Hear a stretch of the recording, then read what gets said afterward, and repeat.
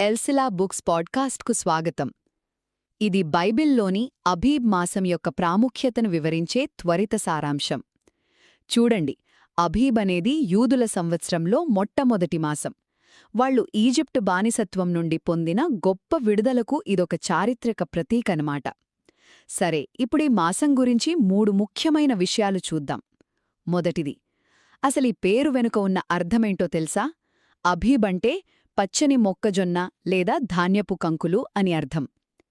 ఇది కరెక్ట్గా పంట చేతికి వచ్చే కాలాన్ని సూచిస్తూ మన మార్చి, ఏప్రిల్ నెలలకి సరిపోతుంది.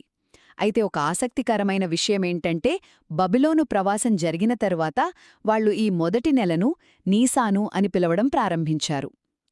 ఇక రెండవది, పండుగలు మరియు ఆచారాలు. వాళ్లకతి ముఖ్యమైన పాస్కా పండుగ జరుపుకునేది ఈ నెలలోనే.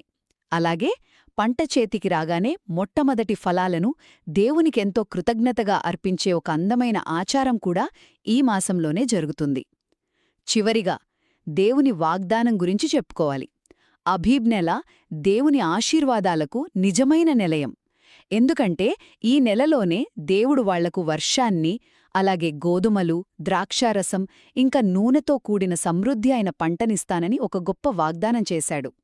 సో ఒక్క మాటలో చెప్పాలంటే, అబీబ్ మాసం దేవుని రక్షణకు, పంటల సమృద్ధికి మరియు ఆయన అద్భుతమైన వాగ్దానాలకు సజీవ సాక్ష్యంగా నిలుస్తుందన్నమాట. విన్నందుకు ధన్యవాదాలు. మరిన్ని అంశాల కోసం మా ఛానల్ను సబ్స్క్రైబ్ చేయండి. బైబిల్ నుండి దీనిని చదవడానికి ప్రయత్నించండి. ఆశీర్వదించబడండి.